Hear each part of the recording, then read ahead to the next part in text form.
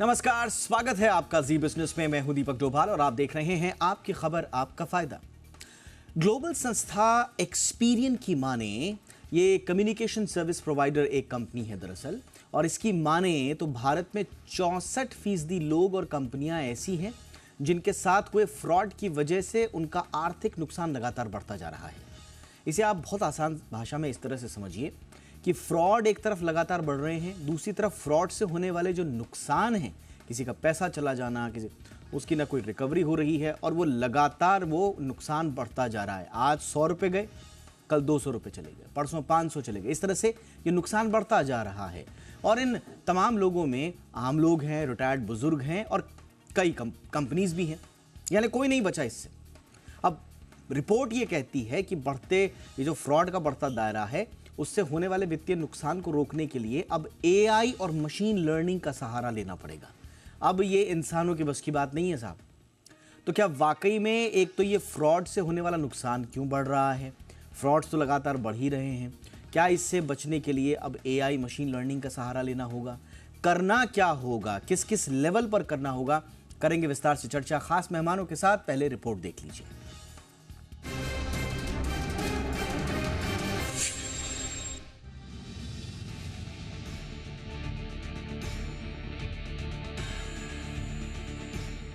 Online हुए नहीं कि ठग एक्टिव हो जाते हैं। आपकी थोड़ी सी चूक उनके लिए ठगी का मौका बन जाता है। दरअसल ऑनलाइन सेवा से जुड़ी KYC, shopping, banking, bill payments, customer care सेवा, एयर, ट्रेन, बस और सिनेमा के टिकट्स, जाने क्या क्या ऑनलाइन। यानी फाइनेंस पार्ट का एक बड़ा हिस्सा अब ऑनलाइन में तब्दील हो चुका है। लेकिन अब यही सुविधा जालसाजों के लिए ठगी का बड़ा जरिया बन चुका है। लेकिन सबसे बड़ी चिंता की बात यह है कि फ्रॉड से होने वाले नुकसान में साल दर साल बढ़ोतरी हो रही है। Global information service provider Experian की माने तो भारत में 64% लोग और संस्थाएं ये मानते हैं कि उनके साथ हो रहे फ्रॉड की वजह से उनका वित्तीय नुकसान बढ़ा है। यही नहीं, भारत में करीब 67% लोग और संस्थाएं मानते हैं कि वो फ्रॉड की तेजी से बदलते स्वरूप से बचने में खुद को असमर्थ पा रहे हैं। यानी फ्रॉड बढ़ने के साथ साथ इन धोखाधड़ियों में लोगों को हो रहा नुकसान भी लगातार बढ़ता जा रहा है। अक्सर इस तरह के फ्रॉड का शिकार आम लोग और बुजुर्ग होते हैं, क्योंकि उन्हें बदलती तकनीक का इतना ज्ञान नहीं होता। एक्सपीरियन की माने तो बदलती तकनीकी ठगी के तरीके में भी बदलाव ला रही है। ऐसे में एआई और मशीन लर्निंग टेक्नोलॉजी इन चुनौतियों से निपटने में बेहद कारगर भूमिका निभा सकती है। फिलहाल तो ठगी के बढ़ते मामलों के पीछे जो बड़ी वजह है, उसमें कंज्यूमर पर पड़ता वित्तीय दबाव, डाटा में लगने वाली सेंध, वही एआई का भी दुरुपयोग खूब हो रहा है।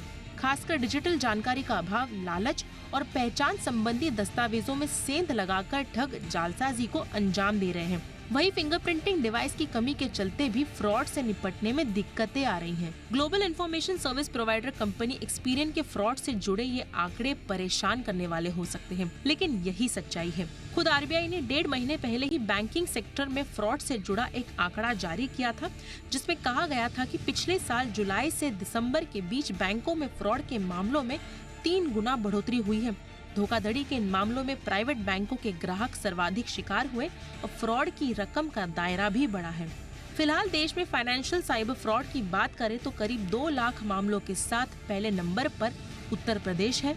वहीं 1,30,000 मामलों के साथ दूसरे नंबर पर महाराष्ट्र और 1,20,000 मामलों के साथ तीसरे नंबर पर गुजरात है। एक तो लोगों में तकनीकी के मामले में दक्षता और जागरूकता की कमी है, तो कुछ लोग डाटा में सेंध लगने के चलते ठगी का शिकार हो जाते हैं। सवाल यह है कि आखिर फ्रॉड की इस बाढ़ पर लगाम कैसे लगे? तो एक्सपीरियन की रिपोर्ट में इसका उत्तर देने की भी कोशिश हुई है। रिपोर्ट के मुताबिक 67% फाइनेंशियल संस्थाएं ये मानती हैं कि इस तरह के फ्रॉड से पार पाने में एआई और मशीन लर्निंग टूल ही कारगर जरिया हो सकते हैं। ये स्टडी 10 से ज्यादा देशों के 300 से ज्यादा फाइनेंशियल सर्विसेज के फ्रॉड मैनेजर्स के बीच हुए सर्वे के आधार पर तैयार किया गया है। इसमें भारत समेत जर्मनी, ऑस्ट्रेलिया जैसे देश भी शामिल हैं। ब्यूरो रिपोर्ट, जी मीडिया। बहुत ही खास मेहमान इस वक्त हमारे साथ जुड़ चुके हैं। हमारे साथ हैं अमित दुबे जी, जाने माने एआई एक्सपर्ट हैं। अमित जी, बहुत बहुत स्वागत है आपका। और हमारे साथ हैं आशुतोष श्रीवास्तव, एडवोकेट हैं सुप्रीम कोर्ट में। आशुतोष जी, आपका भी बहुत बहुत स्वागत है। अमित जी, चर्चा की शुरुआत आपसे ही। और भारतीय संदर्भ में तो ये 64% के आसपास है, लेकिन ग्लोबल अगर एक्सपीरियन रिपोर्ट का मैं पढ़ूं और जितना मैं समझ पाया, इसमें 70% बिजनेस रिपोर्ट कर रहे हैं कि उनका फ्रॉड लॉस लगातार बढ़ता रहा है। और साथ ही साथ कम से कम 50% जो इनके रिस्पोंडेंट्स हैं या कंज्यूमर्स हैं, उन्हें लग रहा है कि हम पिछले साल से ज़्यादा इस बार टारगेट में हैं। तो ये फ्रॉड का बढ़ना तो समझ में आता था, लेकिन फ्रॉड की वजह से वित्तीय नुकसान, यानी कि रेंज बढ़ रही है, फ्रॉड की गहराई बढ़ रही है, उसकी गंभीरता बढ़ रही है। इस पर ध्यान है या नहीं है किसी का सर?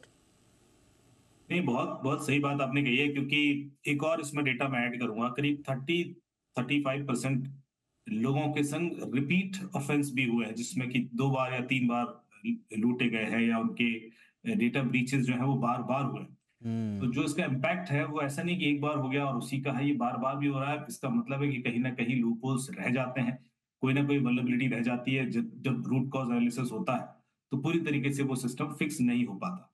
ऐसा इस तरह से मान के चलिए कि रैंसमवेयर जब अटैक होने शुरू हुए, तो पहली बार जब रैंसमवेयर अटैक होता है तो पूरी तरह से रूट कॉज एनालिसिस करके निकाल लिया जाता है कि क्या कमजोरी थी जो एक्सप्लॉइट हुई, और उसी कंपनी को दोबारा रैंसमवेयर अटैक हो जाए। तो इसका मतलब है या तो कोई बैकडोर छोड़ दिया गया था, या प्रोसेस फिर भी मैच्योर नहीं हो पाए और फिर से कोई नई वल्नरेबिलिटी आ गई।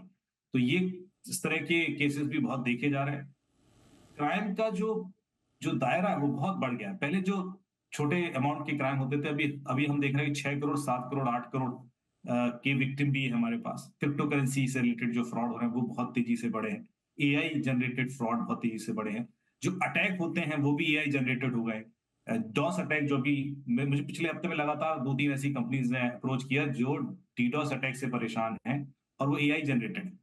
तो ऐसा बहुत कॉमन हो गया है, जिसको कि हमने अंदेशा जताया था जब एआई आया था, जी। एआई का उपयोग नेगेटिवली ज्यादा होगा। हम्म। मेरे ख्याल से ये बिल्कुल सही रिपोर्ट का जो रिकमेंडेशन है कि अब इसको काटने के लिए एआई ही लाना पड़ेगा। और ये और मैं आऊंगा सर कि इसमें एआई कैसे भूमिका निभा सकता है, लेकिन जरा अभी हम हुआ क्या है एग्जैक्टली ये समझें।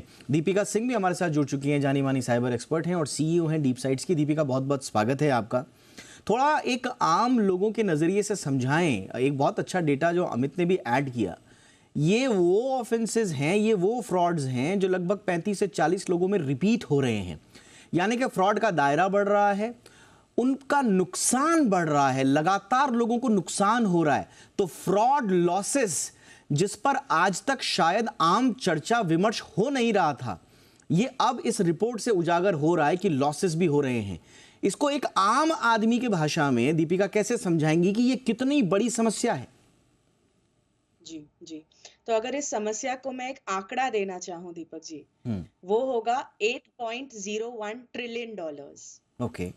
जो कि अगर हम एक इकोनॉमी के एनालॉजी से समझे, वो होगा वर्ल्ड्स थर्ड लार्जेस्ट इकोनॉमी।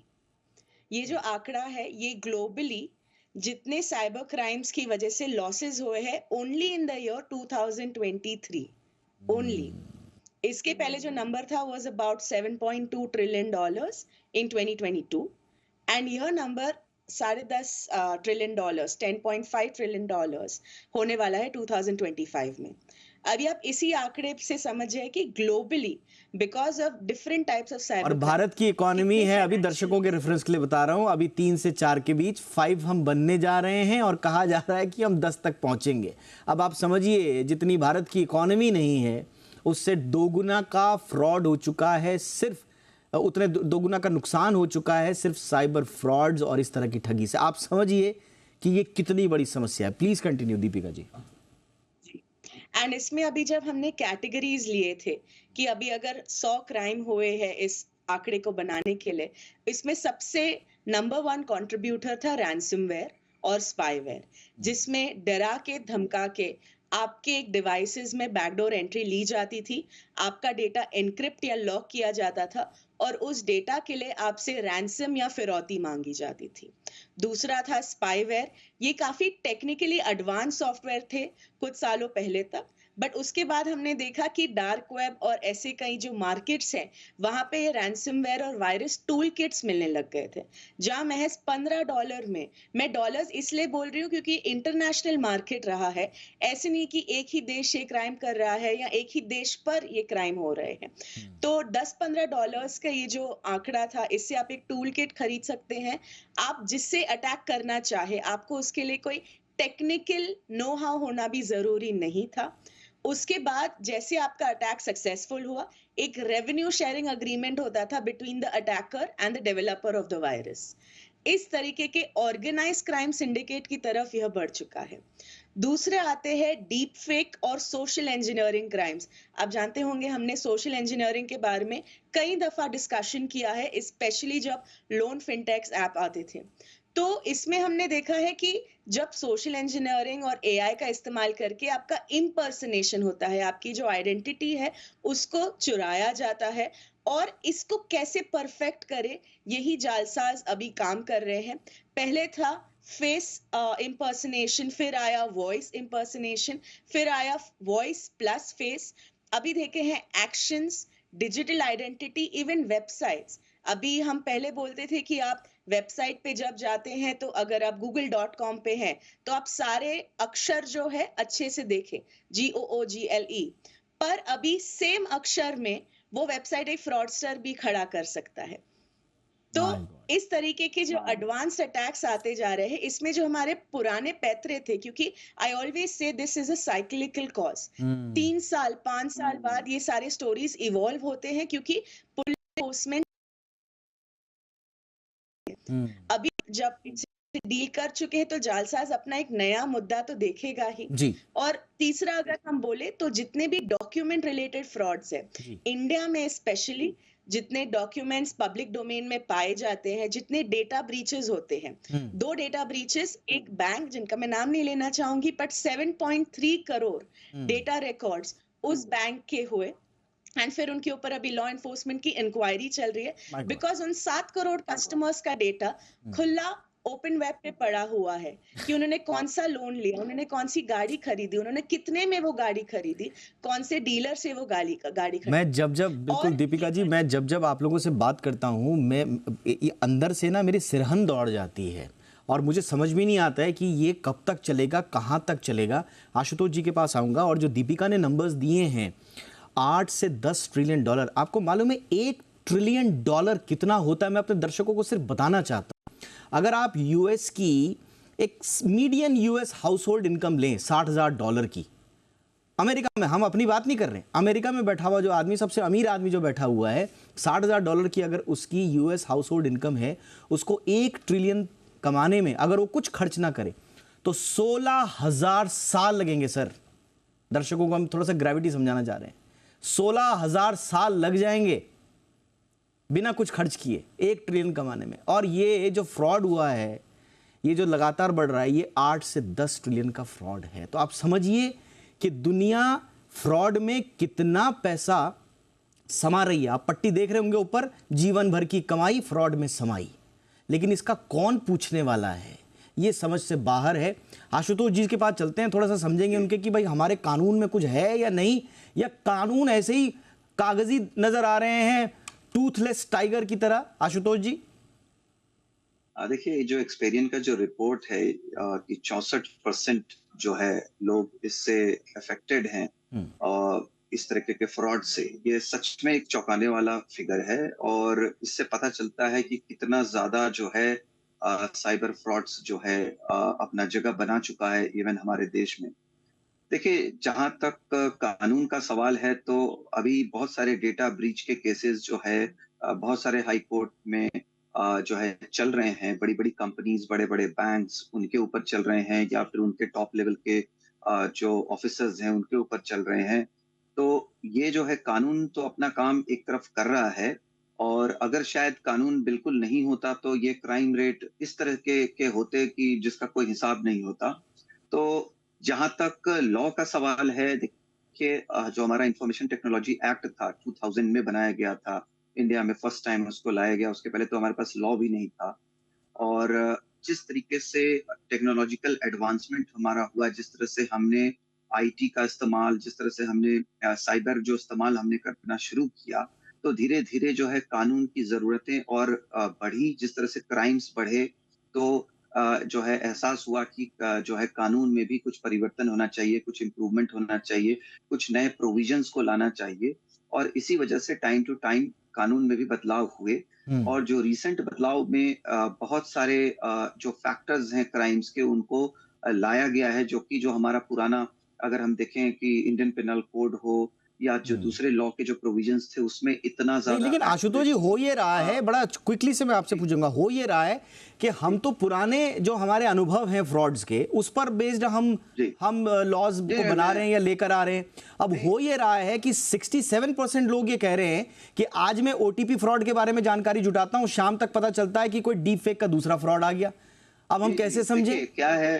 देखिए क्या है कि इसमें जो हमारे लॉ इन्फोर्समेंट एजेंसीज हैं, देखिए दो पार्ट है, एक तो कानून लॉ, और उसको जो इन्फोर्स करने वाली जो एजेंसीज हैं, जो पुलिस अथॉरिटीज हैं, जो साइबर एक्सपर्ट्स हैं। अब देखिए क्या है कि जब ये कानून लाया गया तो साथ में ट्रेनिंग की भी जरूरत महसूस हुई, और ट्रेनिंग जो है अब आज की डेट में आप देखेंगे कि हमारे पास साइबर सेल पहले नहीं हुआ करता था, स्पेशल जो बनाया गया कि अगर आपके साथ कोई फ्रॉड हुआ है साइबर रिलेटेड तो आप वहां जाएं। आपके लिए जो है ऑनलाइन पोर्टल बनाया गया, आपके लिए ईमेल की सुविधा बनाई गई। तो ये कुछ इम्प्रूवमेंट जो है सरकार ने टाइम टू टाइम इसके अंदर किया, जिस तरीके से क्राइम बढ़ते गए। देखिए कानून और लॉ इन्फोर्समेंट एजेंसीज जो है उसका पालन करती है कानून का, और कोशिश करती है कि कानून के दायरे में रहते हुए क्राइम्स को किस तरह से मिनिमाइज किया जाए। लेकिन ये पेस बड़ा स्लो है जी। आशुतोष जी, मैं एक छोटा सा ब्रेक ले रहा हूं, और ये जो ट्रेनिंग की ट्रेन जो छूटी है हमसे, ये कभी हम पकड़ भी पाएंगे या नहीं? अमित दुबे जी बैठे हुए हैं, पूरे देश में ट्रेनिंग्स देने के मामले में लॉ इन्फोर्समेंट एजेंसीज को इनके अब नाम कीर्तिमान स्थापित है, इनका बड़ा नाम भी है उसमें। अमिताभ बच्चन जी ने भी उसका जिक्र किया था केबीसी में। मैं उनसे पूछूंगा एक छोटे से ब्रेक के बाद कि भाई ये ट्रेनिंग की ट्रेन हमने कहीं छोड़ तो नहीं दी है बहुत बुरी तरह से? और एक छोटा सा मैं संशोधन भी कर दूं, हमने कहा था कि अमेरिकन हाउस होल्ड को $60,000 के हिसाब से 1 ट्रिलियन बनाने में 16,000, जी नहीं, वो थोड़ा सा संशोधन कर दिया, कुछ जीरो छूट गए हमसे। 16 मिलियन ईयर्स लगेंगे सर आपको, 16 मिलियन ईयर्स, 1,60,000 साल लग जाएंगे 1 ट्रिलियन कमाने में। तो ये संशोधन था और बड़ा महत्वपूर्ण था, जो ग्रेविटी को और थोड़ा सा दर्शा रहा है कि कितनी बड़ी दिक्कत में हम लोग हैं। AI fraud, cyber attack, cyber crime, अगर आपके लिए ये न्यू नॉर्मल है, आपको लगता है कि ये तो आए दिन होता ही रहता है, तो फिर अपने जीवन भर की गाड़ी कमाई को लुटाने के लिए भी तैयार हो जाइए। बात हमारी कड़वी लग रही होगी, लेकिन दुनिया भर की रिपोर्ट्स यही सजेस्ट कर रही हैं कि मामला गंभीर होता जा रहा है, और समय से पहले अगर कदम नहीं उठाए गए तो फिर स्थिति विकराल हो जाएगी। मैं जैसा कह रहा था अमित जी कि ये जो ट्रेनिंग की बात जो आशुतोष जी ने कही, बड़ी मार्के की बात कही कि भाई ट्रेनिंग्स हम कैसे देंगे, लेकिन सवाल तो यही है ना, हम पीछे इतने हैं उनसे कि हमारी ट्रेनिंग्स तो ऐसा लगता है कि हफ्ते भर में बाबा आदम के ज़माने की टेक्नोलॉजी की ट्रेनिंग हम दे रहे हैं। कैसे पकड़ेंगे उस ट्रेन को सर?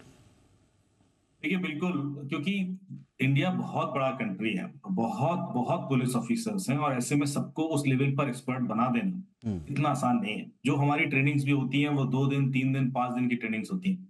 5 दिन की ट्रेनिंग्स में कोई एक्सपर्ट तो नहीं बन सकता। हाँ, उसको थोड़ा बहुत आइडिया लग जाता है कि कैसे प्राइमरी इन्वेस्टिगेशन करना है, इंफॉर्मेशन कहाँ से मिलेगी, डिजिटल एविडेंसेस कैसे प्रोक्योर करने हैं, कोर्ट में कैसे प्रेजेंट करने हैं, ये सारी चीजें होती हैं। लेकिन यहाँ पर बात है रियल टाइम में क्रिमिनल पकड़ने की, और इसमें हर किसी को एक्सपर्ट बना पाना बहुत वक्त लगता है। ऐसे में जैसा कि हम डिस्कस कर रहे थे कि ट्रेनिंग होती रहेगी, लोग बदलते भी रहेंगे, और यहाँ पर एक और बड़ा चैलेंज आता है कि जिसको आप ट्रेन करते हो, जिस डिपार्टमेंट में है, वो 6 महीने 1 साल के बाद कहीं और चला जाता है, वो ट्रेनिंग उसकी वेस्ट भी होती है। तो ऐसा भी बहुत कुछ हो रहा है।